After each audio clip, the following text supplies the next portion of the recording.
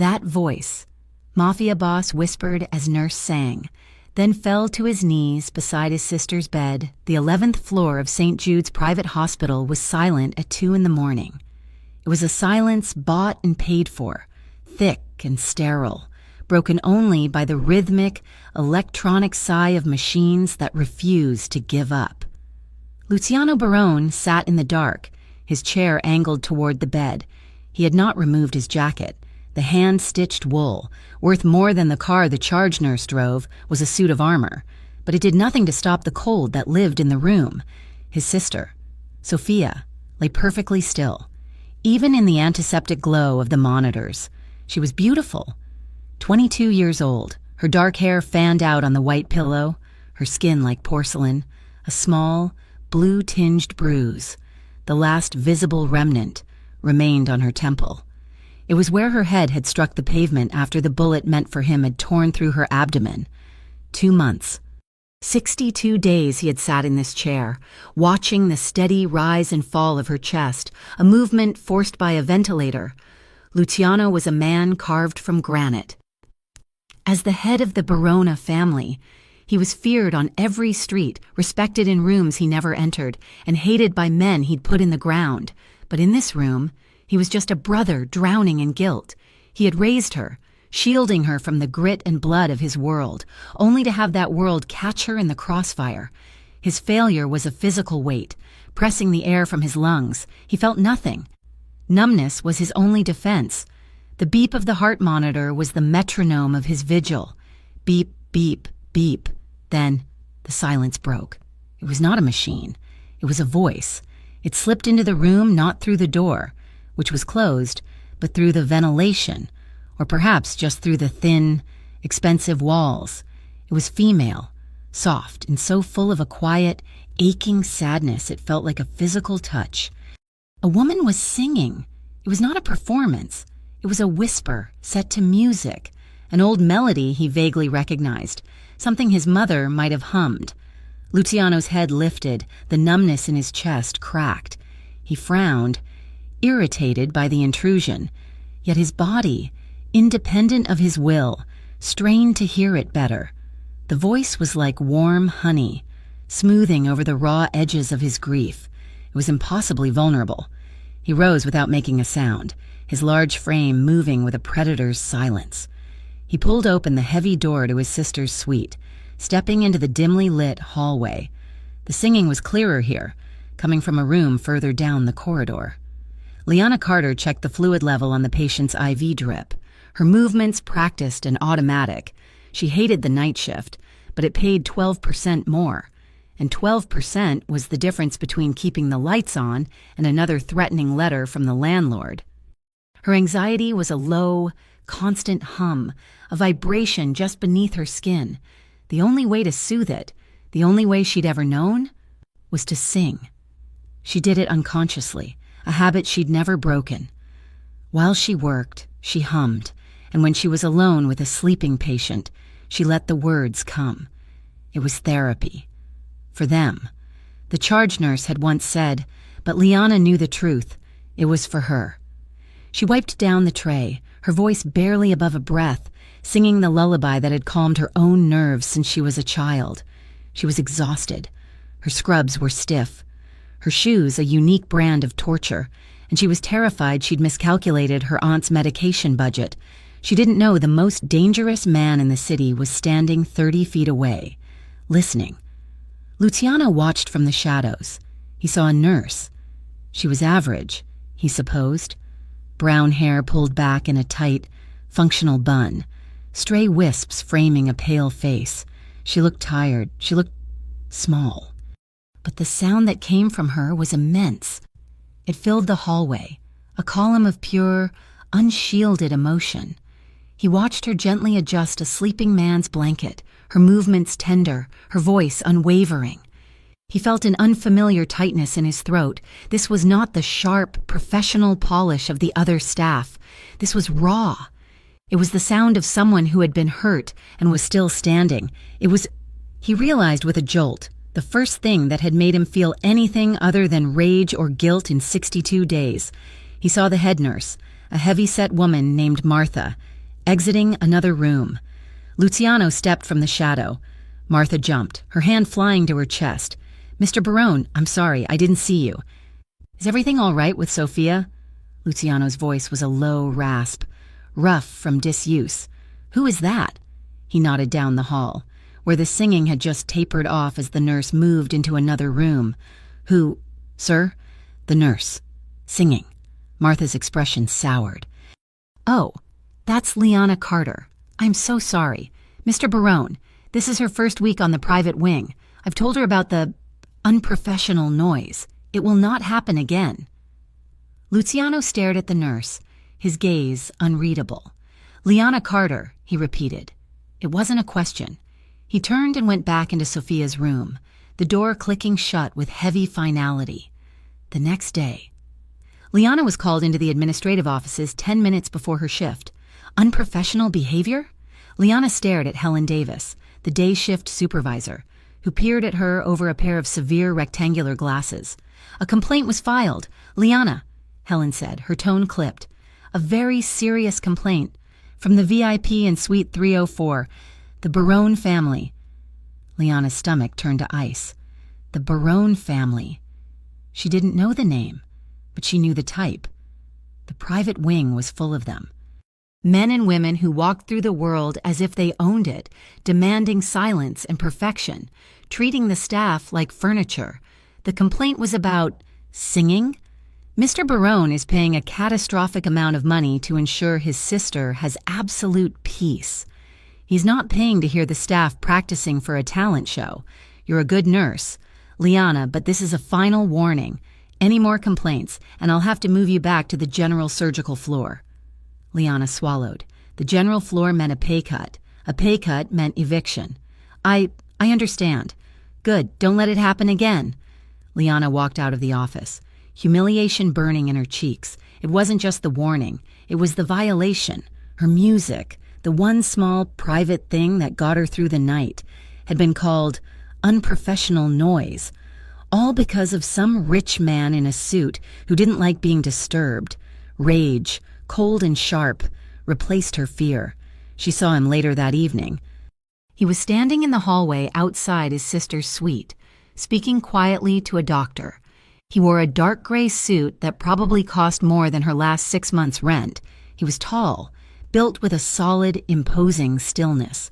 When the doctor left, he just stood there, staring at the closed door, his profile like something cut from stone. Liana's feet moved before her brain caught up. She marched down the hall, her worn-out sneakers squeaking on the polished linoleum.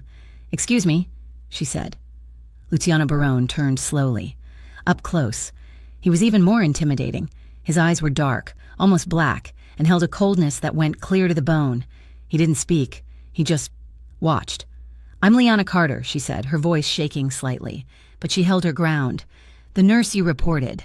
His expression did not change, not a flicker of recognition or apology. "I need you to know," she continued, her pulse hammering in her throat, "that I was not being unprofessional. I was singing to a patient who suffers from dementia. It calms him, sometimes. It's the only thing that does. I am sorry if it disturbed you, but you have no right to threaten my job, a job I need, just because you're powerful enough to—" She was breathing hard, her entire body braced for him to yell, to call security, to have her fired on the spot. Luciano looked at her. He truly looked at her. He saw the fire in her tired, hazel eyes, the flush of defiance on her pale cheeks. He saw the way her small hands were clenched into fists at her sides. She was terrified of him, and she was confronting him anyway. No one spoke to Luciano Barone this way. No one. A slow, almost imperceptible change happened to his face. The corner of his mouth twitched, the barest hint of a smirk. It was not kind. It was calculating. He was struck, not by her words, but by her sheer, suicidal boldness. He said nothing. He simply held her gaze, the silence stretching until it became a heavy, suffocating blanket. Liana's defiance began to crumble under the weight of his stare, turning back into fear. She felt like a mouse yelling at an eagle, finally, feeling small and stupid. She broke eye contact. "Forget it," she muttered, and turned. walking away as fast as she could without running. She fled to the staff break room, her heart pounding. Maria, another night nurse, was there, scrolling through her phone. "Whoa, Liana, you look like you just saw a ghost," Maria said, looking up. "Worse," Liana breathed, sinking into a plastic chair. "I just confronted the VIP in 304. Maria's eyes went wide. "The scary one? The one they call Mr. Barone? Are you crazy? They say he owns half the city." "He got me written up," Liana said, the anger returning. "For singing. He called it noise." "Honey, why do you even do that? Just keep your head down, get the paycheck." It's not just doing it," Liana said, the frustration welling up. It was supposed to be my life." Maria softened. "What do you mean?" Liana rarely, if ever, spoke about it. It was a door she kept triple locked, but the confrontation, the write-up, the sheer exhaustion, it all broke the lock.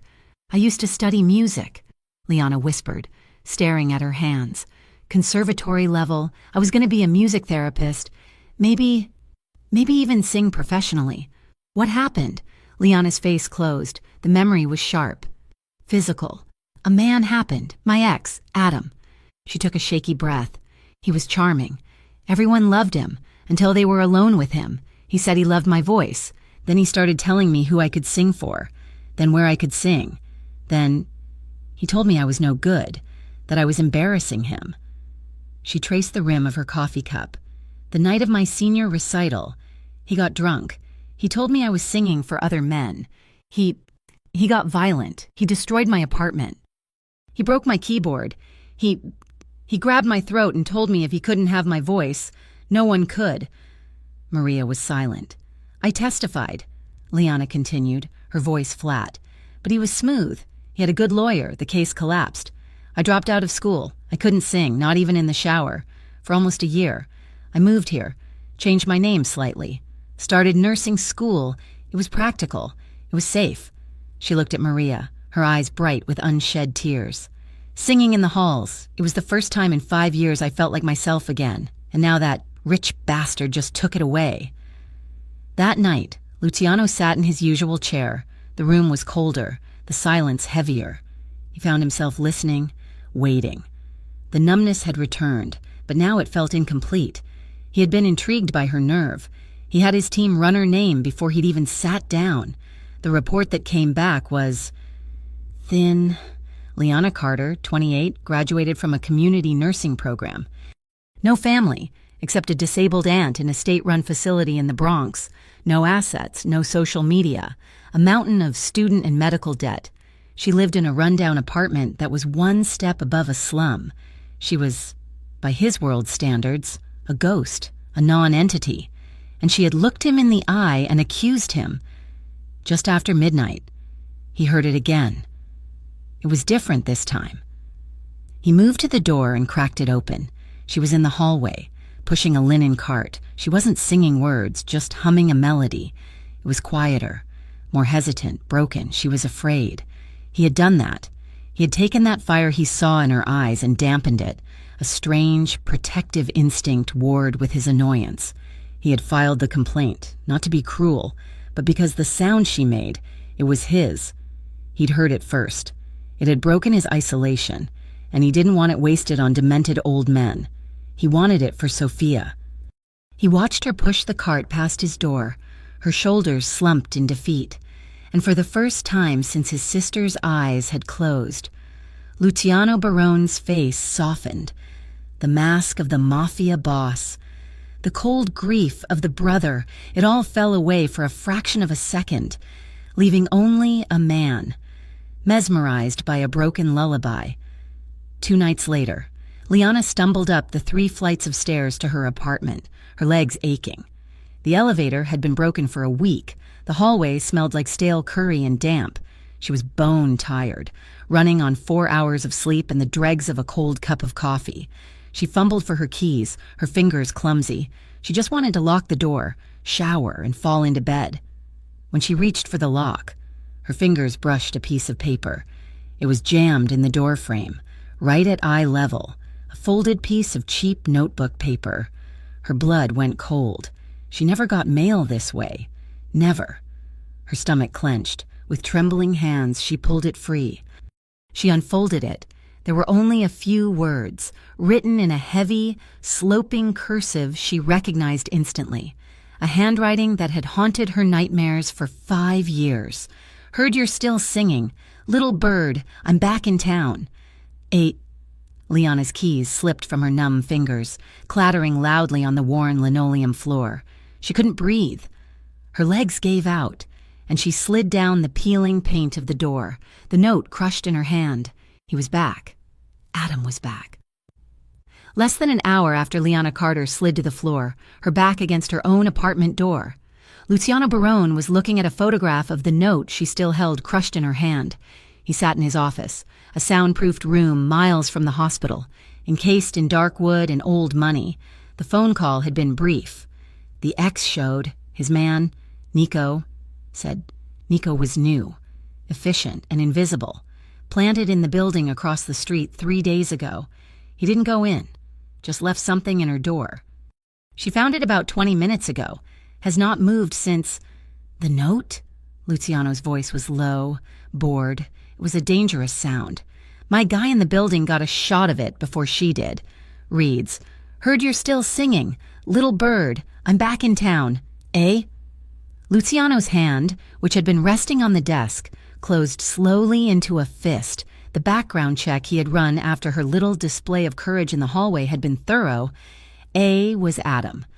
An ex-boyfriend with a collapsed assault charge and a restraining order he'd violated twice. A ghost from her past. Luciano looked across the room. At nothing. The girl's voice, that aching, vulnerable sound, had been a crack of light in the suffocating darkness of Sophia's room. He had told himself he was protecting a medical necessity. Doctor. Weiss. Sophia's neurologist had reviewed the charts and confirmed that during the moments of Liana's singing, Sophia's neural activity showed faint, organized spikes. A positive stimulus. The doctor had called it. Luciano called it leverage against God. This Adam, a worthless street-level shadow, threatening to disrupt the first positive stimulus in 2 months. She is not to be compromised, Luciano said. The words were cold, final. I want 2 men on her, close. I want to know when he breathes in her direction. But she doesn't see you. Nobody sees you. Understood? Understood, boss. Luciano hung up. He leaned his head back, the leather of his chair groaning softly. He was doing this for Sophia. Of course he was. He was protecting the only thing that seemed to reach his sister. It had nothing to do with the defiant flash in Liana's hazel eyes, or the way his entire body had tensed when she'd confronted him, smelling faintly of antiseptic soap and fear. It was, he assured himself, for Sophia. Liana lived in a fog of terror for the next 3 days. She went to work. She came home. She triple-checked the flimsy lock on her door. She didn't sing. She didn't hum. She barely spoke. The joy she had slowly rediscovered in the hospital corridors was gone, poisoned by the memory of Adam's handwriting. She was just a woman in scrubs, hiding again on the 4th night. She dragged herself into the 11th floor staff lounge, her head pounding from lack of sleep, and she smelled them. On the worn Formica counter, where there was usually just a sad array of sugar packets, sat an elegant, minimalist glass vase. In it were 3 white orchids, their petals perfect and stark. A small, heavy stock card was propped against the glass. Her name, Liana, was written on the front in a strong, clean script. She opened it. Keep singing. There was no signature. Liana's heart did a painful, lurching jump. She looked around the empty lounge. Her first thought was Adam. Was this a new, sick game? No, the handwriting was wrong. Adam's was a lazy, arrogant scrawl. This was precise. A patient's family, then? Mrs. Petrov, in room 309, had smiled when Liana hummed.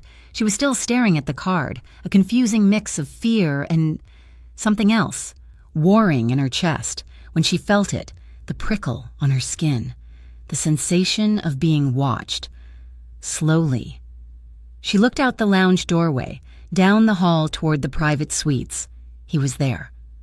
Luciano Barone stood in the shadow of the alcove outside his sister's room. He wasn't looking at the door. He was looking directly at her. He made no pretense of doing otherwise. He wasn't angry, as he had been when he'd filed the complaint. He wasn't smirking, as he had when she'd confronted him. He was just watching, intense, possessive, and absolute. It was him. The complaint, the flowers, the note, it was all him. That night, the anger that had been smothered by her fear of Adam came roaring back to life, redirected. She waited until 1 a.m, when the floor was at its quietest. She found him in the same spot, a silent sentinel in a $1,000 suit. She walked straight up to him. He was taller up close, a wall of dark wool and muscle. "Stop it," she said. Her voice was low, but it trembled. Luciano raised one dark eyebrow. He said nothing. "The flowers, the notes, the staring. I don't know who you think you are, but I am not one of your projects. I'm not here for you. I'm trying to do my job." "You haven't been," he replied. His voice was a low rasp that vibrated in the quiet hall. "You haven't been singing." It was a statement of fact, but it sounded like an accusation. "You're the one who complained," she hissed, trying to keep her voice down. "You're the one who called it unprofessional noise. You can't have it both ways." "I was wrong," he said. The admission seemed to cost him nothing. He stepped slightly out of the shadow, the low light catching the hard planes of his face. "I was distracted. I didn't understand what it was." "And what is it?" she demanded, exasperated. "What do you want from me? You want a private concert? You want me fired? I don't understand you." He looked at her, and for a second, the cold, impenetrable mask of the VIP cracked. His eyes traced her face, lingering on her mouth, then meeting her gaze with a force that made her want to step back. "I don't understand it either," he said, his voice dropping, becoming rougher. "I sat in that room for 2 months, in the silence, and it was nothing, just the machines. Then I heard you." He took a small, almost imperceptible breath. "Your voice. It woke something in me." Liana's throat went dry. All the fight drained out of her, replaced by a profound, staggering confusion. Adam had used her voice as a weapon against her. He'd called it shrill, annoying, too loud. He'd told her to shut up more times than he'd told her he loved her. No one, not even her professors at the conservatory, had ever spoken about her music like this. Not as something beautiful or technical, but as something vital, something that could wake a person. He was looking at her as if she were the only thing in the hallway, as if she were the only thing in the entire hospital. She was terrified of him. But in that moment, she was also moved. I have to go," she whispered, breaking the stare first. "I have patience."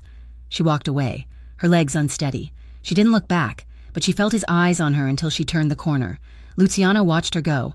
He turned back to his sister's door, his jaw tight. He had said too much. He had exposed a part of himself he hadn't known existed. He didn't like it. He didn't like this pull, this need. He took out his phone and made a different call. It was to his financial advisor. 2 days later, Liana got a call from the director of her aunt's assisted living facility. "Liana, my dear, it's wonderful news," the woman gushed. "It's a miracle. A new philanthropic foundation, the Sophia's Wish Foundation, has reviewed your aunt's case. They are covering her entire medical balance, retroactively, and," the woman's voice almost squeaked, "they're moving her to a private suite at the Silver Crest. It's the best care in the state." Liana sat down on her apartment floor, the phone pressed to her ear. Silver Crest, that was where billionaires went. But now why? Who are they? "It's all anonymous, dear. They just said they were moved by her case. The papers are already signed. She's being transferred this afternoon." Liana hung up, her mind reeling. Sophia's Wish. Sophia? His sister's name was Sophia. She felt sick. This was a man who didn't just buy flowers. He bought medical debt. He bought people. She was still trying to process this violation, this terrifying generosity, when her shift ended the next night. She walked home in the pre-dawn chill. her thoughts consumed by Luciano Barone. She was so lost in her head, she didn't hear the footsteps behind her until it was too late. "You've been hard to find. Liana," that voice. The charming, smooth baritone that had once wooed her, then threatened her. She froze. Adam. He stepped out from the alcove by her building's entrance, blocking her path.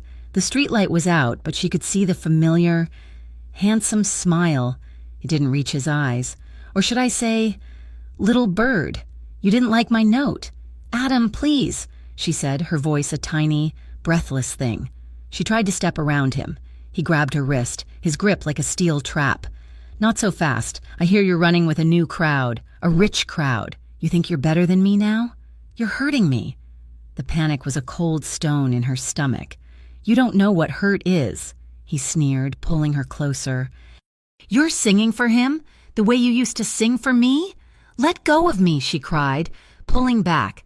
She stumbled, her free hand scraping against the building's rough brick facade. "You're mine. Liana, your voice is mine. You're not—" A black sedan, one without markings, rounded the corner and stopped. It didn't slow down, it just stopped. Two men in dark suits emerged. They moved with an economy of motion that was far more terrifying than any street thug. "We suggest you let the lady go," the first man said, his voice calm, polite. Adam laughed. "Who the hell are you? Her new bodyguards? Piss off. This is private." The first man sighed. The second man moved. It was appallingly fast. He didn't throw a punch. He grabbed Adam's arm, the one holding Liana, and twisted. There was a sound, a wet, hollow pop. Adam screamed, a high-pitched sound of pure agony, and his hand flew open. Liana scrambled away, falling against the wall. Just as quickly, a second car, a dark, gleaming Bentley, pulled up behind the first. Luciano Barone got out of the back seat. He didn't even look at Adam, who was now on his knees, clutching his ruined shoulder. Luciano's eyes were only for Liana. He saw her, pale and trembling, pressed against the brick, blood welling on her scraped hand. A look of cold, arctic fury settled on his features. "Get in the car, Liana," he said. His voice was quiet, but it cut through the night. "What? Who? I'm not—" she stammered. He walked toward her, ignoring his men as they efficiently disabled Adam, who was now weeping in pain. Luciano stopped in front of her. "He will never touch you again," he said. It was a vow. "Get in the car." He took her arm, not the one Adam had grabbed, but her good one, and steered her into the warm, leather-scented darkness of the Bentley. The drive was silent.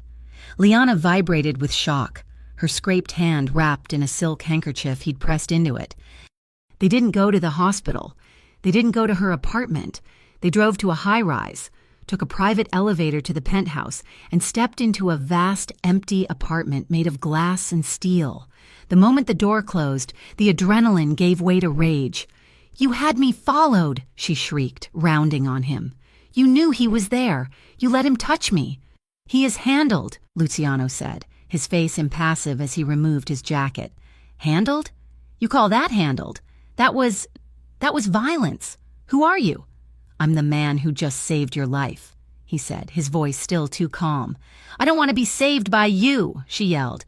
"I don't want your flowers. I don't want your money paying my aunt's bills. And I don't want your men breaking people's arms. I want you to leave me alone." She was breathing hard, her chest heaving. He just watched her. "Are you finished?" he asked. "No," she said, but she was shaking again, the fight draining out of her. He stepped closer, and his eyes softened. "You're bleeding," he said. He gently took her injured hand. She tried to pull away, but his grip was firm. He led her into a bathroom that was bigger than her entire apartment and sat her on the cold marble counter. He said nothing, just opened a cabinet and pulled out a first aid kit. His movements were methodical, precise. He cleaned the scrapes on her palm with an antiseptic wipe. It stung, and Liana hissed, but his touch was shockingly gentle. His large, dark hands, which she knew could command such violence, were now impossibly careful. She watched him, her anger dissolving into a confusing, terrifying awareness of him. The smell of his cologne, something dark and like old spices, the way his brow furrowed in concentration, the sheer, solid presence of him. He finished bandaging her hand, but he didn't let go. His thumb brushed slowly over the inside of her wrist, right over her pulse. It was the most intimate touch she'd ever felt. She stopped breathing, and he looked up, his dark eyes locking with hers. He was so close. She could see the faint stubble on his jaw, the deep, exhausted lines around his eyes. His gaze dropped. It fell to her mouth. Liana's lips parted on a breath she didn't know she was holding. He leaned in. It was slow, inevitable. He was going to kiss her, and she knew, in that heart-stopping second, that she was going to let him. He stopped, barely an inch away. She could feel the warmth of his breath. He closed his eyes, a flicker of something, pain, guilt, passing over his face, and then he pulled back. He stood up to his full height, the moment broken. The tension in the room was so thick it was hard to breathe. "You're safe here," he said, his voice rough. "No one will find you. Sleep." He walked out of the bathroom. Liana sat there for a long time, staring at the white bandage on her hand. When she finally came out, he was sitting in an armchair by the glass wall, a phone to his ear, staring down at the city lights. He had given her a blanket and a bottle of water. The couch was long, soft, and looked like it cost a fortune. Liana didn't have the strength to argue or the courage to go back to her own apartment. She was too scared to be alone and too confused to leave. She lay down on the couch and pulled the cashmere blanket to her chin. The adrenaline crash was total. She was asleep in less than a minute. Luciano finished his call and turned his chair. He watched her sleep. Her face, in the dim light of the city, was pale and vulnerable, her breath catching in small, troubled sighs. He felt a surge of desire so potent it nearly brought him to his feet. He wanted to go to her, to lie beside her, to put his body between her and the world. But it was followed by a wave of guilt so cold it froze him in his chair. He was the man his father had raised him to be, a monster who lived in the dark, and she was the one who sang to the dying. He had brought her here to protect her. But he knew, as he watched the rise and fall of her chest, that he was the most dangerous thing in the room. Liana woke to the sharp, unfamiliar scent of lemons and the blinding white of morning sunlight reflecting off a glass wall. She was on the couch, tangled in a cashmere blanket that was softer than anything she had ever touched. Her body ached, a deep, weary soreness, and her hand, the one Luciano had bandaged, throbbed with a dull pulse. The penthouse was silent. He was gone. For a moment, she was completely untethered, floating in a reality she didn't recognize. The violence of the night before, Adam's sneer, the wet pop of his shoulder. Luciano's cold fury crashed over her. She sat up, her head spinning. On the massive marble island in the open kitchen, a tray was set. A single cup of black coffee, still steaming, a plate of toast, a small bowl of fruit. Beside it, a piece of heavy, cream-colored paper, folded once. It was not a cheap piece of notebook paper. This was heavy, expensive cardstock. She opened it, the same strong, clean script as the note with the orchids. "You're safe here." The words were meant to be a comfort. They were a cage. She was safe, because he had made her safe. He had used the casual, brutal violence of his world to clear a path, and then offered her coffee. She drank the coffee. It was bitter and strong and brought her sharply back to herself, but she couldn't touch the food. The note felt like a brand, a claim. "You're safe here" was only a half step away from "you're mine here." She looked at her bandaged hand. She thought of Adam. The flashback rose up and swallowed her whole, triggered by the exact thing she had just experienced. A powerful man making decisions for her safety. Adam had been a musician, too. A guitarist with a voice that charmed and hands that promised the world. He had found her in the conservatory practice rooms, and at first, their life was a symphony. He loved her voice. He adored it. He called her his muse, his songbird. The love turned to criticism, slow and insidious. "Don't sing that piece. It's too sharp for your range. Why are you practicing so late? Who are you trying to impress? That professor. He looks at you too much when you perform. You should drop his class." He began to curate her talent, then to contain it. He didn't like her singing for anyone but him. He didn't like her friends. He didn't like her clothes. He chipped away at her confidence, isolating her until his was the only voice she heard, and his voice, once so loving, turned sour. The night of her senior recital, the one that determined her scholarships. She had pushed back. She was going to sing. She had told him, whether he liked it or not. He had waited for her in her small apartment. He was drunk. He had told her she was a whore, using her voice to seduce other men. When she tried to walk past him, he grabbed her. When she fought back, he showed her what he was really made of. He hadn't just hit her. He had gone for the source of her defiance. He had smashed her keyboard. He had torn up her sheet music. And when she screamed, he had clamped his hand over her mouth, then wrapped his fingers around her throat, squeezing until black spots danced in her eyes. "If I can't have it," he had rasped, his handsome face purple with rage.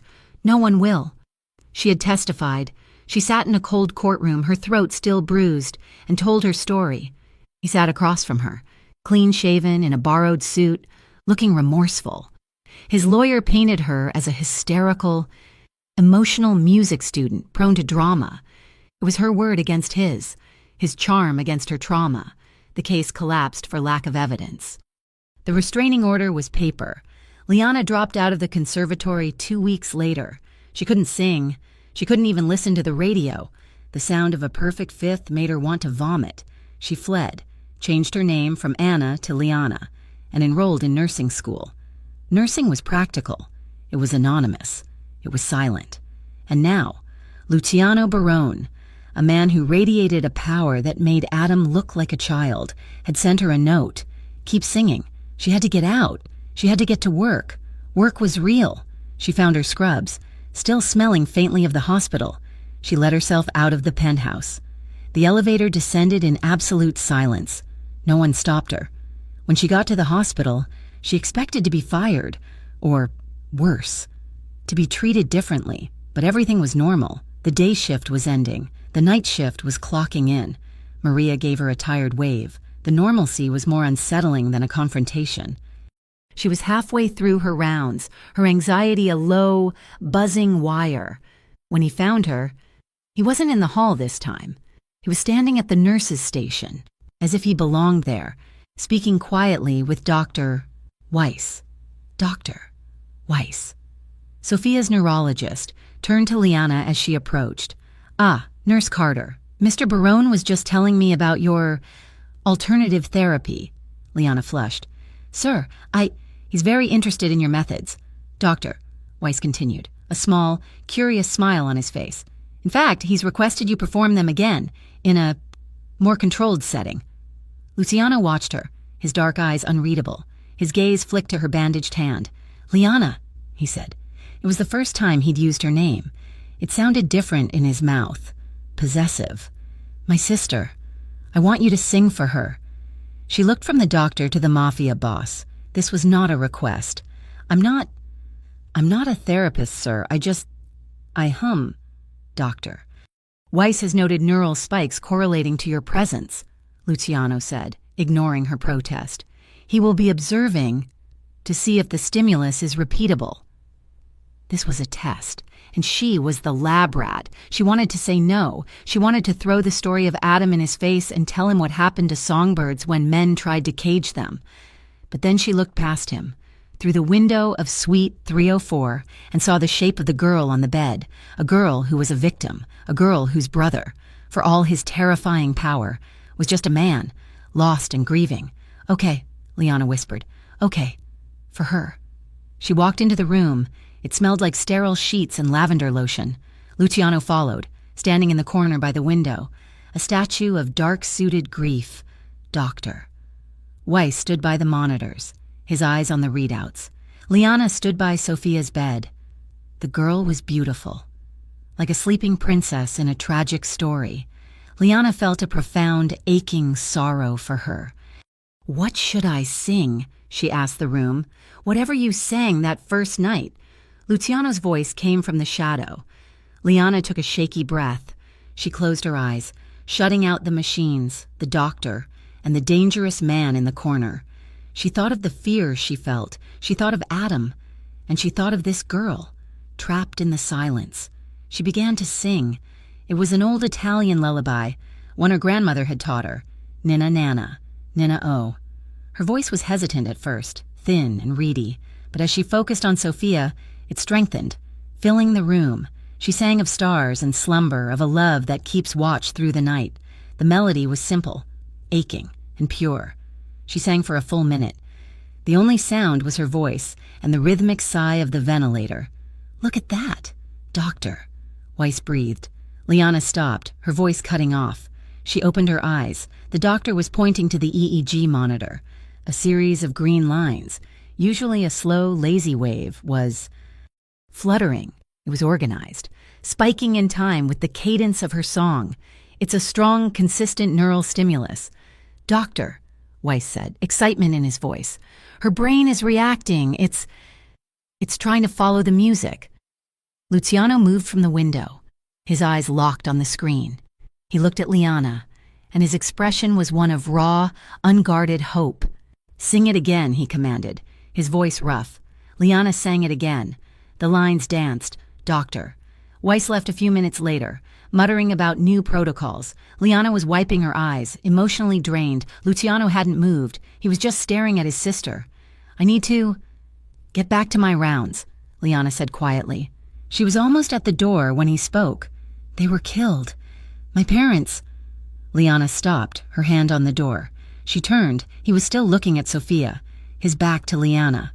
"I was 19, he said, his voice flat, as if reading a report. "Sophia was 7. They were shot in their car. A business dispute. I pulled her from the wreckage. She didn't cry, not for 3 days. I had to take over. The family, the business, everything." He finally turned to look at Liana. The coldness was gone. In its place was a chasm of guilt so deep it threatened to pull her in. "I raised her," he whispered. "I tried to keep her clean, away from this. I built a wall around her. I gave her everything, and she was good. She was so good, Liana. She was the only good thing." He walked closer, his gaze so intense it burned. "The men who shot her, they were trying to kidnap her, to get to me. The bullet that hit her. It had my name on it. I built a wall, and I was the one who let the wolves in. I failed her." Liana had never seen a man so powerful look so utterly broken. She forgot to be scared of him. She only saw the grief. "You haven't failed her," Liana said, her voice soft. "You're still here. And she's still here. She's fighting. Your voice," he said, struggling with the words. "It's the first thing that's reached her. It's the first hope. I need you to keep doing it." The intimacy of the confession settled between them, heavy and dangerous. Liana's fear of him was becoming hopelessly tangled with a deep, unwanted empathy. This feeling terrified her more than Adam ever had. She saw him again the next night and the next. She would sing for Sophia. The monitors would dance, and Luciano would watch, the hard lines of his face softening for those few minutes. But Liana felt the shift. His protection was closing in. He had her apartment building under surveillance. A car followed her to and from work. When she went to the cafeteria, a man she'd never seen before, in a suit, was suddenly in line behind her. She felt like she was suffocating. She finally cornered him in the hallway, late at night, after singing for Sophia. "You have to stop," she said, her voice low and shaking. "Stop what? Your men. They're everywhere. You paid my aunt's medical bills. You moved her without asking me. You're controlling my life. I'm protecting my sister's stimulus," he said. But it was a weak excuse. "No," Liana said, shaking her head. "This isn't about Sophia. Not anymore. This is about you. Men like you. You get what you want. You see something, you buy it, you protect it, you own it. I am not something to be owned. Mr. Barone?" The words hung in the air, sharp and painful, echoing her past. Luciano looked at her, and she saw a flash of surprise, as if she had struck him. He took a step closer. She held her ground. He studied her face, the defiance in her jaw, the fear in her eyes that she was trying so hard to hide. "No," he said, his voice a low rumble. "You're not. But you are someone I'll protect. I don't want your protection. You needed it 2 nights ago," he stated, his voice turning to ice. "Or would you have preferred I left you with him?" She flinched. He was right, and that was the most terrifying part. I have to go," she stammered, turning to leave. "Liana," she stopped. He was beside her. He reached out and, before she could react, he took her hand, not the bandaged one, the other. He lifted it, his eyes never leaving hers, and he pressed his lips to the back of her knuckles. It was a courtly, old-world gesture that felt impossibly intimate. Liana gasped and tried to pull her hand away. The touch was a shock, a brand. Her resistance seemed to trigger something in him. As she pulled back, his other hand came up, fast and sure, and he cupped her face. She froze. His palm was warm, his fingers firm, thumb resting on the sharp line of her cheekbone. He was not hurting her. He was holding her, possessing her. "Don't," she whispered, her voice breaking. "I have to." He breathed. He leaned in slowly, giving her every chance to run, but she was pinned by his gaze, by his touch. His lips met hers. It was not a violent kiss. It was not the hungry, bruising kiss of a man like Adam. It was slow. It was restrained. It was a kiss of profound, agonizing need. It was a drowning man taking his first breath. His lips were firm, tasting of coffee and a desperation he held tightly in check. He didn't force her. He simply claimed. He brushed his mouth over hers, a test, a question, and then pressed, just once, with a quiet intensity that stole the air from her lungs. He held her there for a beat, 2, 3. Then he pulled back, just enough to look at her. His eyes were dark, his pupils blown wide. Liana was breathless. Her entire world had tilted on its axis. She was confused, terrified, and somewhere deep inside, undeniably, thrillingly alive. She stumbled back, pulling her face from his hand. She couldn't find her voice. She just stared at him, her lips tingling, her heart hammering against her ribs. Then she turned and fled down the hallway, her sneakers silent on the polished floor. She didn't stop until she was locked in the staff changing room, her back pressed against the cold metal lockers, her fingers pressed to her mouth. She could still feel him. She couldn't stop thinking about it. Miles away, in the back room of a rival family's restaurant, a different kind of meeting was taking place. "He's vulnerable," a man said, sliding a grainy photograph across the table. "He's moved his best men, not to protect the sister. They're following a civilian." The head of the Romano cartel picked up the photo. It was a long-lens shot of Liana, walking into her apartment building. "Who is she?" Romano asked, his voice like gravel. "A nurse. At the hospital. Her name is Liana Carter." Romano smiled. It was not a pleasant expression. Luciano Barone. After all these years, he finally has a weak spot. "Forget the comatose sister. The girl is the leverage. Find out everything she loves, then we take it." Liana tried to build a wall. For 3 days after the kiss in the hallway, she avoided the 11th floor as much as she could, trading shifts, taking the long route to the break room. She needed distance. She needed to think. But the memory of his mouth on hers, that restrained, desperate press, was a brand. It had not been the brutal claiming of Adam. It had been something far more dangerous, a plea. She was back in her own apartment, a space that now felt flimsy and unsafe. She knew Luciano's men were outside. She had seen the same dark gray sedan parked across the street for 2 nights running. She was a prisoner of his protection, and the kiss had felt like the locking of the cage. She was trying to scrub the terror and confusion out of her mind by scrubbing her tiny kitchen grout when the knock came. It was not a light knock. It was 2 heavy, solid raps on the wood.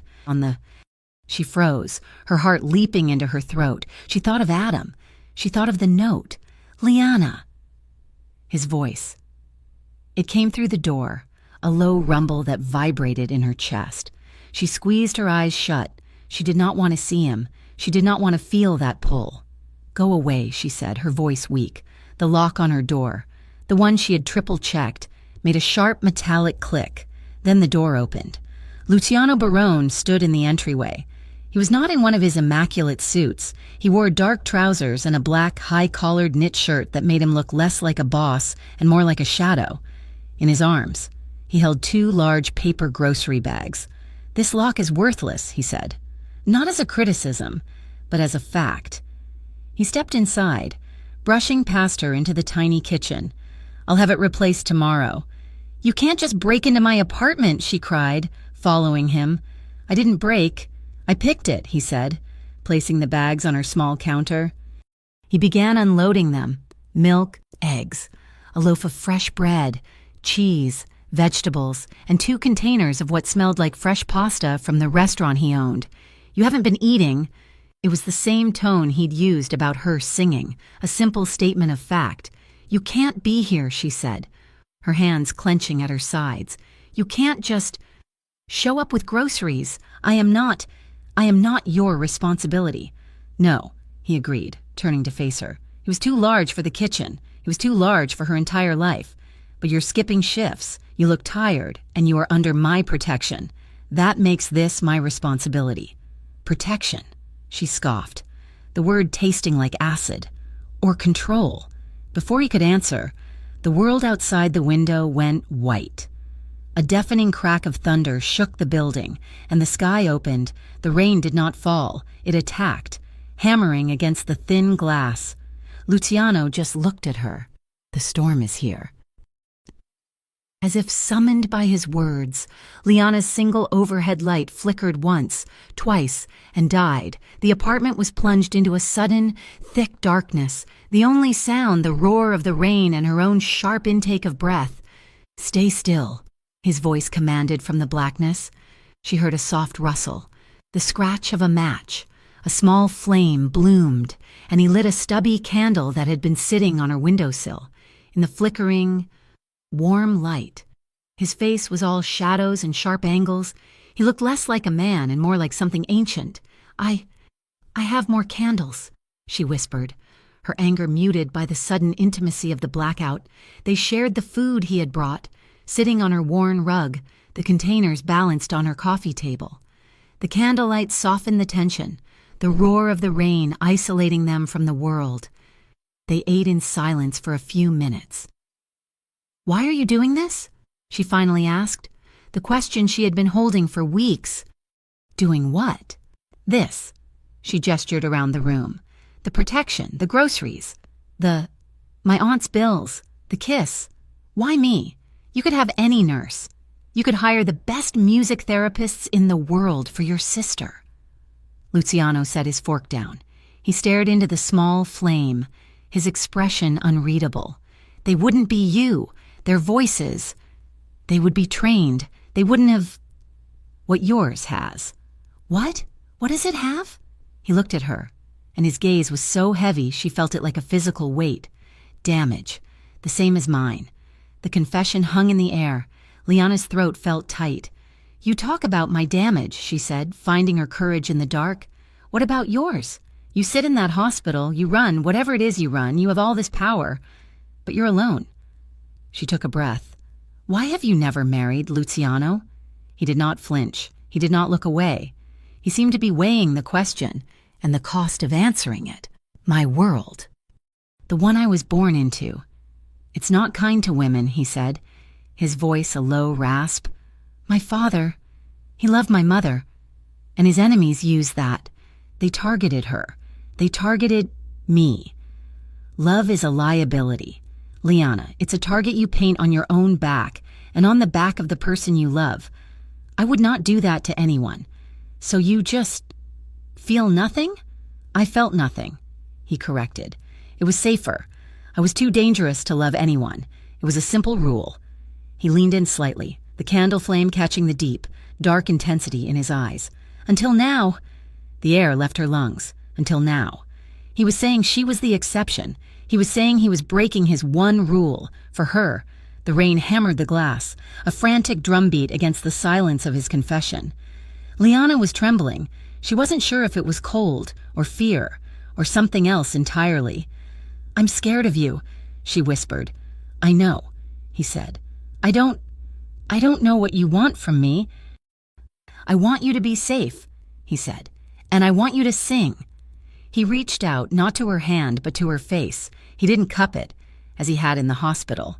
He just brushed the stray hairs from her temple, his thumb grazing her skin. The touch was feather-light, but it seared her. I should not have kissed you, he murmured. It was a mistake. It complicates things. Yes, she agreed, her voice barely audible. But I am going to do it again. He didn't lunge. He moved with a slow, deliberate certainty that gave her every chance to pull away. She didn't. She couldn't. This kiss was nothing like the first. The first had been a question, restrained and full of need. This was the answer. It was deep, and it was certain. His lips were firm, and he tilted his head, deepening the kiss, taking what she was offering and what she was not. It was not a rough kiss, but it was total. He was learning her. His free hand came to her waist, not to pull her closer, but just to hold her steady, to anchor her. Liana's hand, the one that was not bandaged, came up. Her fingers were trembling. She didn't push him away. She rested her palm flat against his chest, against the solid wall of muscle beneath his shirt. She could feel his heart, a heavy, steady thump that was faster than it should be. The beat of it, under her hand, was an admission of its own. He tasted of coffee in the storm. He was warm, a furnace against the cold of the apartment. She felt herself leaning into him, her fear being swallowed by a wave of sensation, a feeling of being seen. He broke the kiss slowly, resting his forehead against hers. They were both breathing hard, their breath mingling in the small space between them. Lana was shaking. He felt it. "You're cold," he whispered, without pulling away completely. He shrugged out of his heavy knit shirt, moving with an athletic grace. He was wearing a simple black t-shirt underneath, and she saw the defined lines of his shoulders and arms, the dark ink of a tattoo just visible on his bicep. He didn't pull her to him. He didn't touch her skin. He just took his shirt, still warm from his body, and wrapped it around her shoulders. It was heavy, smelling of him, that scent of spice and safety and danger. She clutched it, pulling it tighter, her fingers, still on his chest, splayed open. He sat back, pulling her with him until her back was against the couch and he was sitting beside her, their legs almost touching. They said nothing. The power was still out. The rain was still falling. They fell asleep like that, on her worn-out couch, surrounded by candlelight. She was wrapped in his shirt, and he was a solid, watchful presence in the dark. They were fully clothed, but Liana had never felt so emotionally bare in her life. The next morning, she woke up, and he was gone. The apartment was clean. The candles were gone, the food containers were gone. The only sign he had been there was the heavy black shirt, which was still draped over her, and a new, dead-bolted lock on her apartment door. She went to the hospital in a daze, clutching his shirt, now folded in her bag, like a talisman. Her world was tilted. She had spent the night with Luciano Barone, and she had woken up, safe. When she got to the 11th floor, she saw him. He was standing outside Sophia's room, his back to her, in one of his sharp suits. He looked like the boss again, a wave of something. Affection, gratitude, confusion washed over her. She started to walk toward him. Then she saw the nurse inside Sophia's room. It wasn't one of the rotating staff. It was a new woman, older with a severe face, who was checking Sophia's charts. "Oh, Liana, honey," Martha, the charge nurse, said, catching her at the desk. "You didn't get the memo?" "What memo?" Liana asked, her stomach twisting. "You've been reassigned. Day shift, pediatrics, effective immediately." "What? Why?" Liana's blood ran cold. Who ordered it?" "The director, honey," Martha said, lowering her voice. "Came down this morning, said you were a distraction to the VIPs on this floor. I'm sorry." A distraction. He had spent the night with her, bared his soul, and then he had fired her. He had moved her. He had controlled her, just as she had feared. The warmth of the night vanished, replaced by a cold, sharp fury. She didn't hear the rest of what Martha said. She saw Luciano turn, his face softening when he saw her. He had been waiting for her. She stalked past him. She didn't go to pediatrics. She went to the administrative wing. She was going to find the director. She heard Luciano's voice, low and urgent, behind her. "Liana, wait." She was halfway down the hall when she heard a different sound, a commotion. Luciano had just seen the new nurse. He had read the memo, and he was no longer calm. "Where is Director Thompson?" She heard him snap at Martha. His office. Mr. Barone, but he's in a board meeting." Luciano was already moving. He strode down the hall, his long legs eating up the distance, not toward Liana, but toward the boardroom. Liana, stunned, followed him. He didn't knock. He threw the boardroom doors open. Liana stopped in the hallway, her heart pounding, and listened. "Get out," Luciano's voice said. It was not a shout. It was a low, Arctic command. "Excuse me, Mr. Barone, this is a private—" Director Thompson began. "It is not all of you," he said to the board members. "Out, now." There was a scramble of chairs, a flurry of, "I beg your pardons," and 4 men in suits hurried out of the room, their faces pale. Liana hid in an alcove. The doors closed, leaving Luciano alone with the director. "Do you know who I am?" Luciano said, his voice quiet. "Of course. Mr. Barone, we are so grateful for your—" "Patronage. My patronage," Luciano repeated. "My patronage, which is the only thing keeping this hospital from being sold for parts. My patronage, which is currently paying the salary of every single person in this building, including you." "Yes, sir." "Then you will explain to me," Luciano said, his voice dropping to a whisper that was more terrifying than any shout, "why the only person in this entire hospital who has done my sister any good was just reassigned to the one floor I am not on.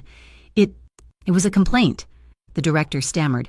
An anonymous complaint about improper familiarity." "A complaint," Luciano said. "I see. And you didn't think to run that by me, the man who owns your debt." He paused. "I will be here in 5 minutes. When I am, you will have Nurse Carter's reassignment reversed. You will have her file cleared, and you will find whoever made that complaint, and you will fire them. If she is not back on the 11th floor by the time I return, I will pull my sister and my funding, and I will enjoy reading about your bankruptcy. Am I clear?" "Crystal. Mr. Barone." Luciano pulled the door open and stormed out, his face a mask of thunder. He saw Liana standing in the alcove, her face white.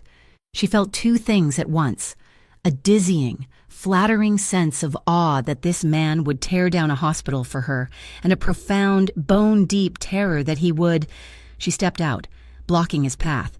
"That is what you do?" she demanded, her voice shaking. "You just burn things. You just threaten and buy and control. I am handling it," he growled.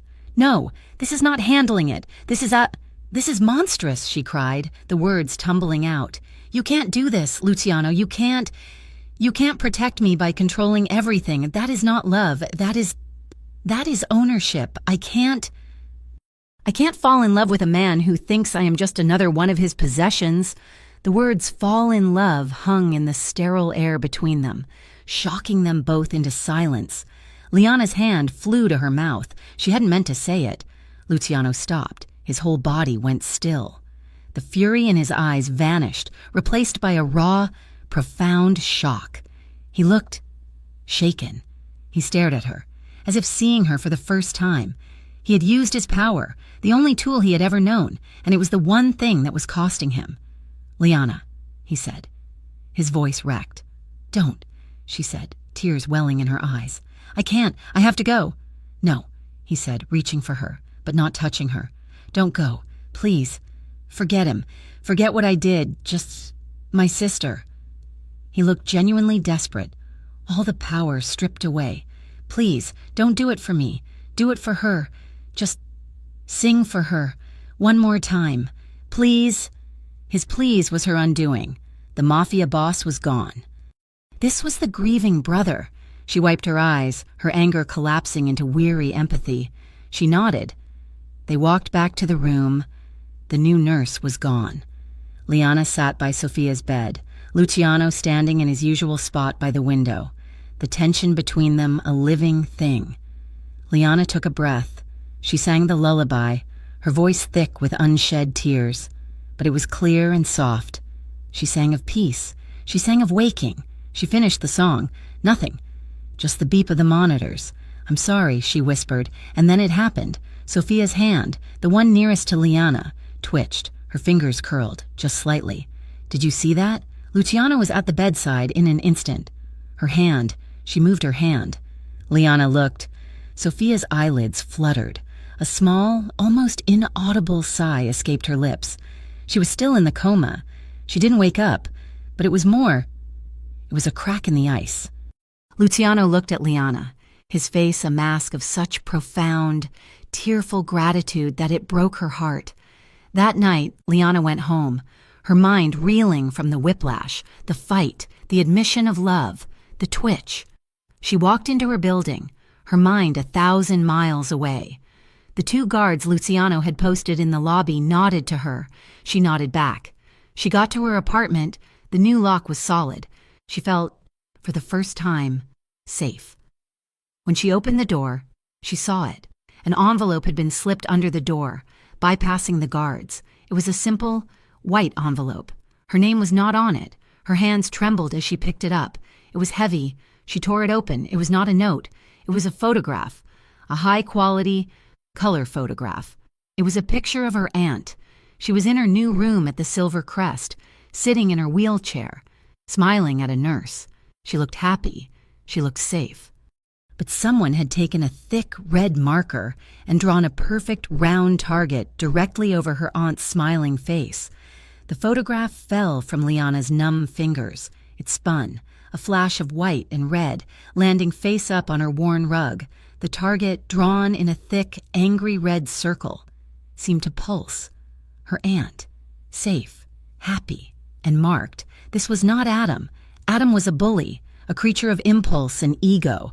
This was cold. This was professional. This was a monster she could not have comprehended. A monster who had slipped past Luciano's guards. She backed away from the door, her breath coming in short, sharp gasps. This was his world, the one he had tried to explain in the rain. The world of men who saw love as a liability, a target you paint on someone's back. He had painted a target on her, and now they had found her aunt.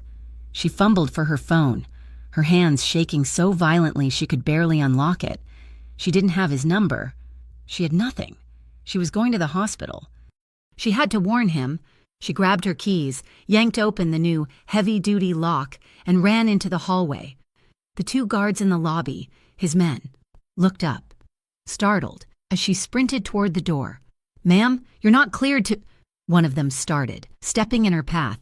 "I have to see him," she cried, her voice hysterical. "It's my aunt. They sent a picture." "A picture?" The first guard's face went hard. He reached for his radio. "Marco, lock down the street. The lady's spooked." He turned to her, his voice suddenly calm. "Okay, miss. We'll take you. You're safer with us." "No, I need—" "Liana?" She froze. The voice came from the stairwell. It was not Luciano. It was not one of his men. It was Adam. He stepped out of the shadows, his handsome face marred by a grin.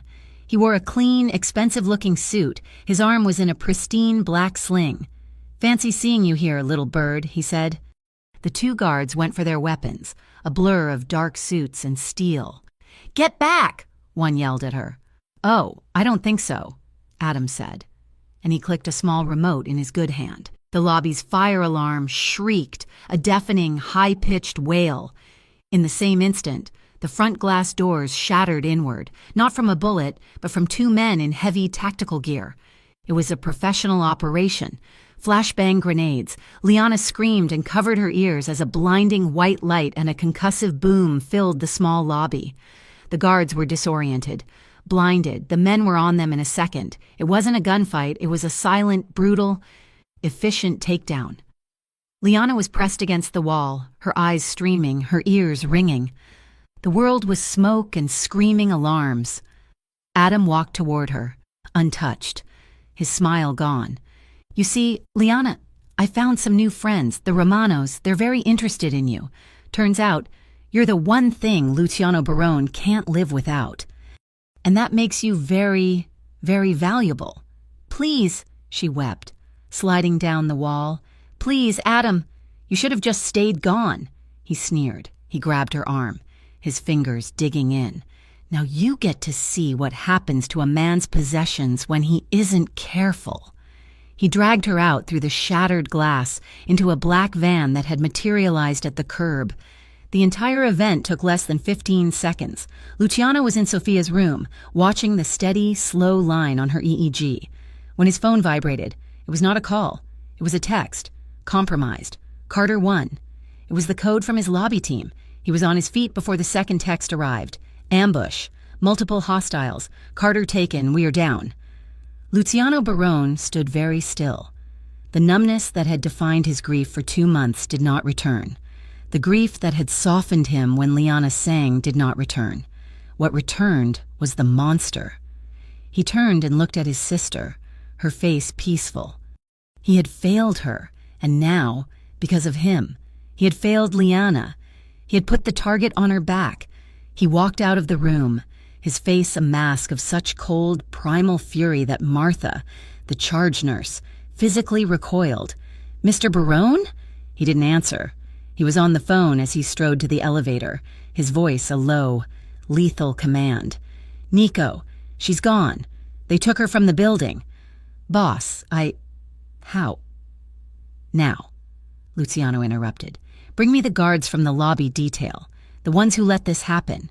They're not dead, but they're critical. Then bring me the man I was paying to watch the street, the one who saw nothing. Bring him to the tannery, and find me a Romano. I don't care which one. Find me one now." He hung up. The man who had sat by his sister's bed was gone. The boss had taken his place. For the next 12 hours, the city's underworld burned. Luciano Barone, a man who had been in mourning, a sleeping giant, was now awake. And he was incandescent with rage. He did not just interrogate the men his team brought him, he dismantled them. He ripped through the Romano cartel's network with a singular, terrifying focus. He didn't sleep. He didn't eat. He just consumed. He burned 2 safe houses to the ground, not to get information, but as a message. I am coming. He found the link at 4 a.m, a low-level dealer, weeping. His face a ruin, gave him a name, Adam, an ex-boyfriend, a musician who had been boasting for a week about the score of a lifetime, about how he was going to get back at the nurse who had wronged him. Adam, Luciano whispered, and the name on his lips was a death sentence. He got the location, an abandoned shipping warehouse on the waterfront, a property the Romanos used for smuggling. Liana was in the dark, a real, profound dark. The kind that ate the light. It smelled of rust and salt water. Her hands were tied behind her back, her ankles bound. The rope was new and tight.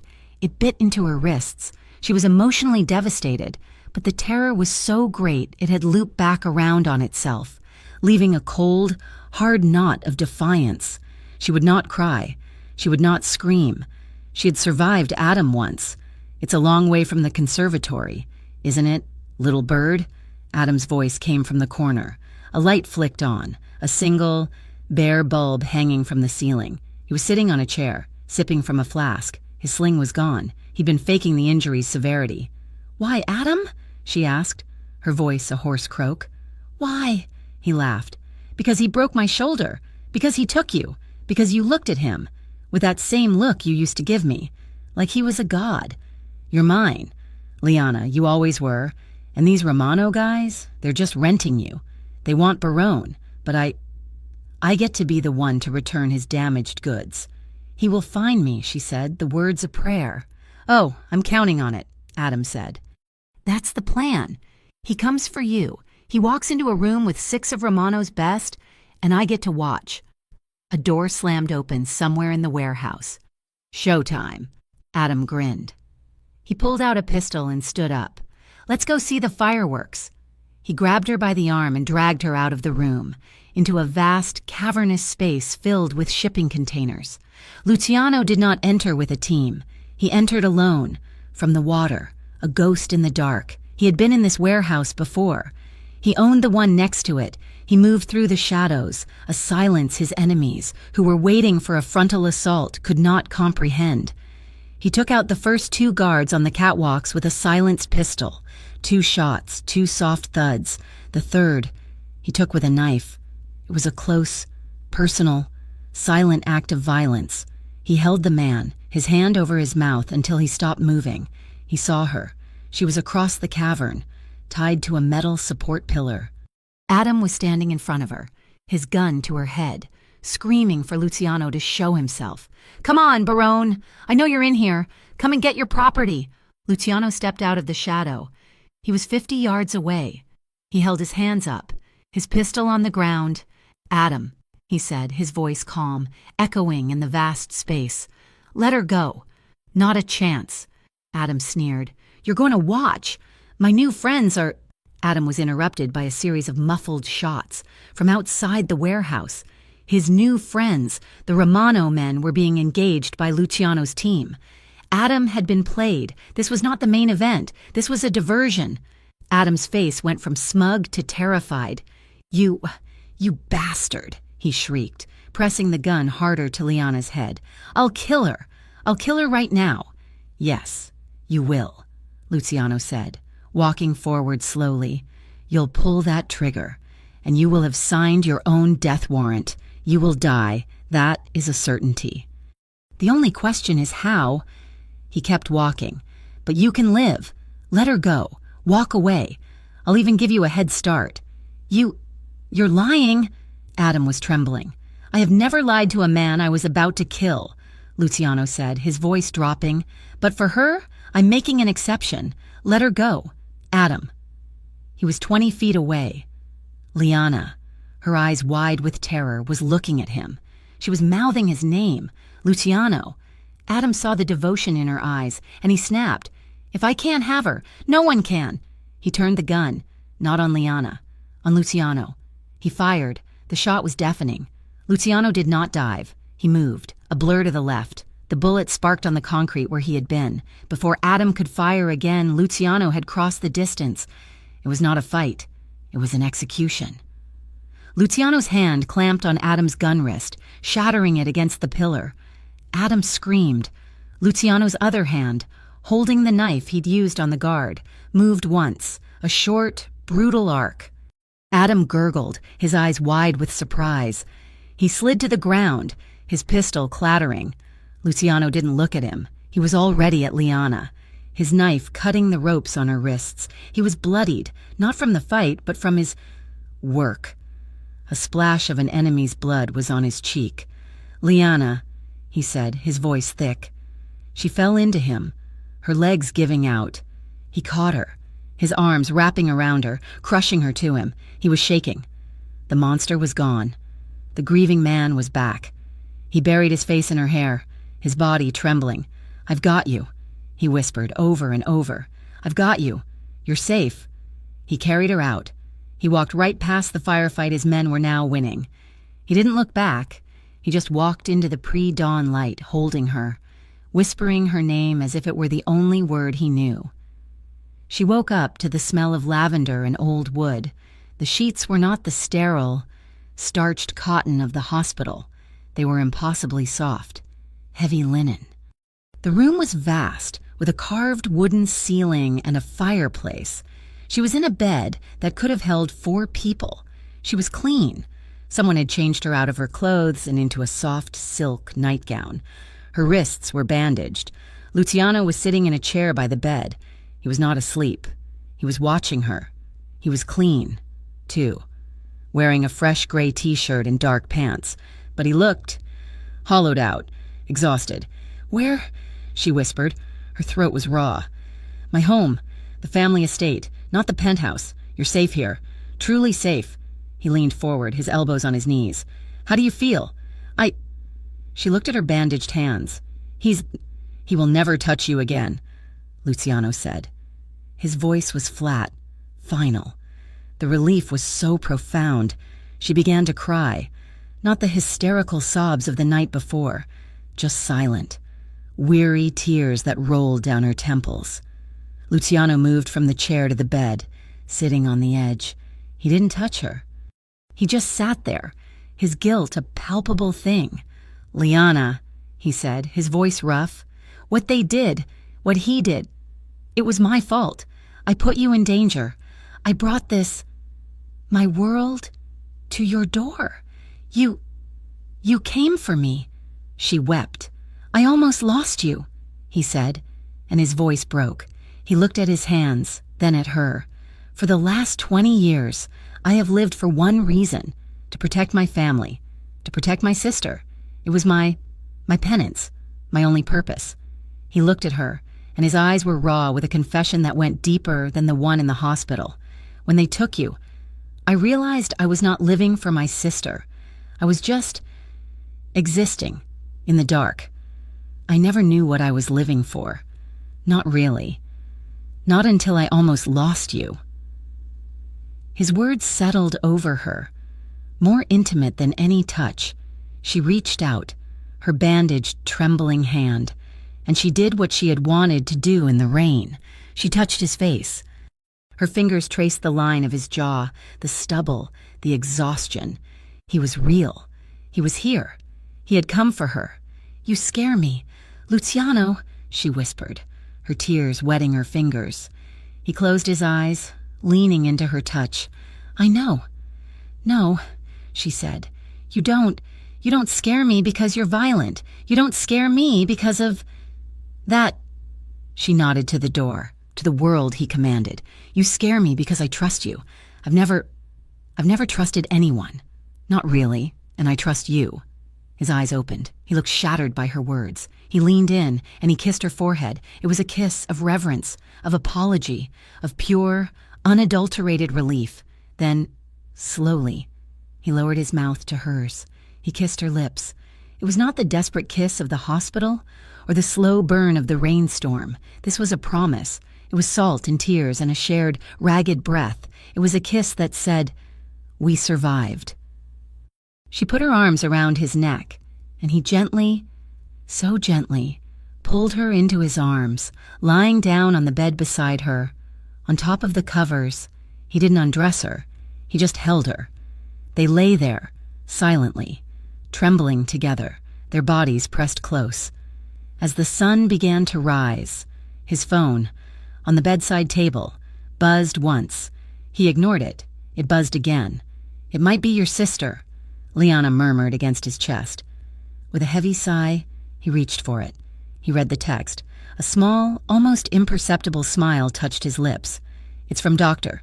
Weiss," he said, his voice thick. "Sophia's vitals. They've stabilized. He says her brain activity is stronger than it's ever been. He says he's hopeful." Liana looked up at him. The man who had torn the city apart. The man who was now holding her as if she were made of glass.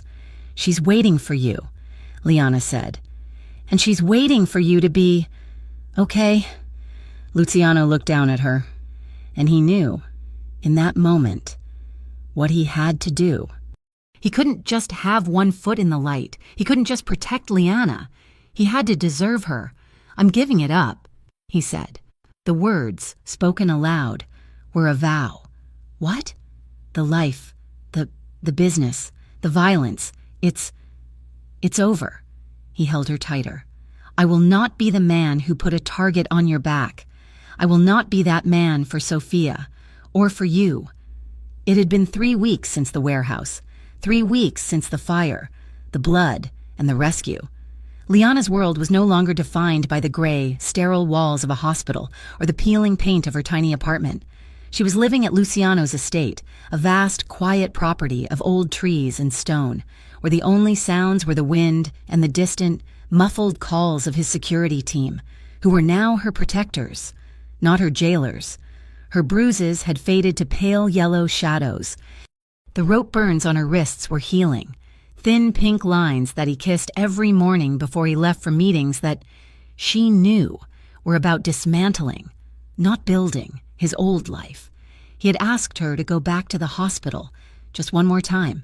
"She's stable," he had told her, his voice rough with a hope he was terrified to embrace. "The doctor, he said her activity is highest in the evenings, when you used to sing." So she went. She did not go as a nurse. She wore a simple, soft green dress, her hair down. She was not an employee or a stimulus. She was Liana. The 11th floor hallway was the same, but she was different. She was not afraid. She walked past the nurse's station, gave a small, kind smile to Martha, and pushed open the door to suite 304. She had asked to go in alone. Luciano, after a moment of intense, possessive hesitation, had agreed. He was downstairs, in the lobby, giving her the space she needed. Liana sat in the chair by the bed. She looked at Sophia, her heart aching with a complex mix of empathy and gratitude. This sleeping girl was the reason her own life had been saved. "Hi, Sophia," Liana whispered, taking her hand. It was warmer than she expected. "It's Liana, your brother. He's waiting for you. We're all waiting for you." She took a breath, not of anxiety, but of purpose. She closed her eyes and began to sing. It was the Italian lullaby, Ninna Nana, Ninna O. Her voice was not the broken, whispered thing it had been. It was not a habit born of fear. It was full, clear, and resonant. It was the voice she'd had at the conservatory, before Adam. It was a voice filled with love, pain, and a fierce, burning hope. She sang of stars and slumber, but this time, she sang of waking. The door to the suite opened. Liana's voice faltered for a second, but she did not stop. She saw him in her periphery. Luciano had not been able to stay away. He had come up the elevator, needing to be near, and had heard her from the hallway. He had pushed the door open, needing to see. He stood, frozen. He saw the woman he loved, a vision in green, her hand holding his sister's. He saw his sister, her face peaceful. And he heard the voice that had cracked his grief, the voice that had woken his soul. It was too much. The culmination of 20 years of guilt, the agonizing hope of the last 3 months, the terror of the warehouse, and the profound, staggering love he felt for the woman in the chair. It all hit him at once. His armor, the granite mask he had worn since he was 19, did not just crack, it shattered. His knees buckled. He fell, not in a polite kneel, but a complete, broken surrender. His hands catching himself on the foot of the hospital bed, his shoulders, the ones that had carried the weight of a criminal empire, began to shake. Liana's voice washed over him, and he bowed his head. Overcome. "That voice," he whispered, the words a ragged prayer, lost to the room. "That voice. Luke." The sound was not from Luciano. It was not from Liana. It was a dry, rasping croak. Liana's song stopped, cut off in a sharp gasp. Her hand flew to her mouth. Luciano's head snapped up. His eyes were wide, his face wrecked with a desperate, impossible hope. Sophia's eyes, they were open, they were not fluttering, they were not vacant, they were open, hazy with confusion, and fixed on his face. "Luke," she whispered again. Her throat was raw from disuse. Her fingers, the ones Liana was holding, twitched. For a second, the world stopped. Luciano, Liana, Sophia, they were the only 3 people on Earth. Then Luciano moved. He was not the boss. He was not a monster. He was a brother. He scrambled from his knees, lunging for the side of the bed, his hands hovering over her, afraid to touch. "Sophia? Sophia." "Oh my God. Sophia." His voice broke on her name. "Luke, my hurts," she murmured, her gaze trying to focus. I know, it's okay. You're okay." He choked out, finally, gently, taking her other hand. "You're okay. I'm here." Liana, her body trembling with shock and joy, slammed the nurse's call button, her tears blurring the room. "She's awake." She wept, her voice high. "She's awake. Oh, God, she's awake." The room was suddenly full. Doctors, nurses, Dr. Weiss, his face a mask of disbelief. Lights were on, questions were being asked, vitals were being shouted. Luciano was pushed back, away from the bed. As the medical team swarmed, he just stared, his hand over his mouth, his eyes locked on his sister's face. It was too much. The noise, the lights, the sheer, crushing relief. He was suffocating. He turned, stumbled past Liana, and pushed his way out of the room, into the hallway. He made it 10 feet before he had to stop, leaning his back against the wall. the same wall he had stood against when he first heard her. He slid down, his legs giving out, until he was sitting on the polished floor, his head in his hands. He did not make a sound. He just wept, the silent, racking sobs of a man who had been holding his breath for 20 years. He heard soft footsteps. He didn't look up. Liana didn't say his name. She didn't ask if he was all right. She understood. She simply sat down on the floor beside him, her small body against his, and put her arms around his waist, holding him from behind. She pressed her cheek to the back of his suit jacket and held on, anchoring him to the world. He flinched at the touch, a reflex, then melted into it. He covered her hands with his own, his grip iron tight. They sat there, on the floor of the 11th floor corridor, for a long time. Finally, he stirred. He turned his body, his movements slow, and pulled her from his back into his arms. This was not the desperate, trembling embrace after the rescue. This was a full, complete, and total embrace. He held her with a strength that was absolute, his face buried in her hair, and she held him back. Her arms locked around his neck. There was no hesitation. There was no fear. The walls were gone. A man in a suit. Nico approached, his face urgent, then stopped, unsure. "Boss?" Luciano lifted his head, but he did not let Liana go. "What is it, Nico?" The Romano family," Nico said, keeping his voice low. "They're in disarray. They're asking for terms." Luciano looked down at Liana, at her face tucked into his neck. He saw the faint, fading line on her wrist. He thought of Sophia, just rooms away, her eyes open. He looked at Nico, his voice clear, calm and final. "The terms are simple. It's over. I'm retiring." Nico's jaw dropped. "Boss? You're in charge now, Nico," Luciano said. "You're smart. You're stable. The old ways. They end today. We have enough money. We have enough. Everything. From now on, we build. We don't break. Am I clear?" Liana pulled back just enough to look at him, her eyes wide. He was not the man who had torn down the boardroom.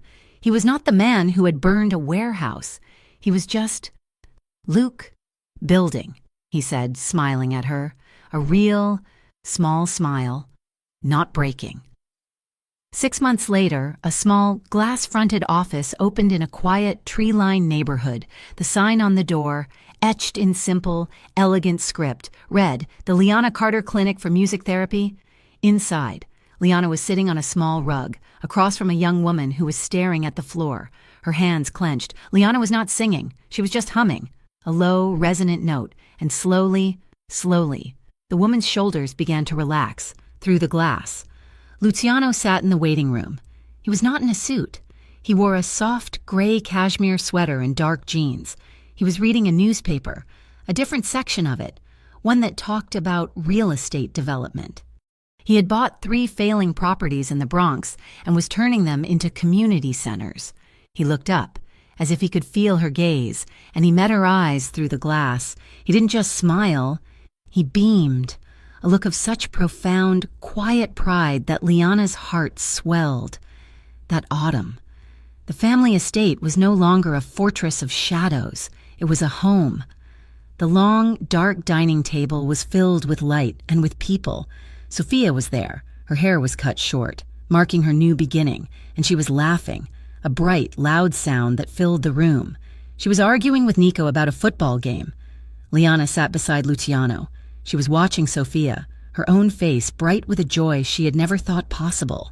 She laughed, a deep, easy sound, as Sophia stole a piece of bread from Luciano's plate. Luciano wasn't watching his sister. He was watching Liana. He watched the way the firelight caught the warmth in her hair, the way she smiled without holding back, the way she moved through the world with a confidence that he had helped her reclaim. He leaned in, his voice a low murmur, meant only for her. Liana turned, her smile softening. "What is it?"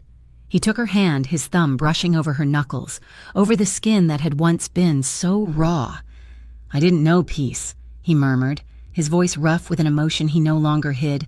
"Not in my entire life. I thought it was Silence. But I was wrong. I didn't know what it felt like.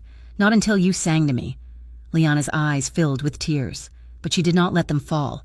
She didn't need to speak. She just turned her hand in his, lacing her fingers with his. He leaned in and kissed her. It was not a kiss of need, or of desperation, or of passion. It was a kiss of promise. It was gentle. It was final. It was a new life, just beginning. Thank you so much for listening to this story. I truly hope you enjoyed it. This is a passionate community, and I would love to know where you are listening from. Please let me know in the comments below. If you enjoyed this, please subscribe to Mafia Romance Stories for more, and I would love to hear your thoughts on Luciano and Liana's journey, so please share them in English.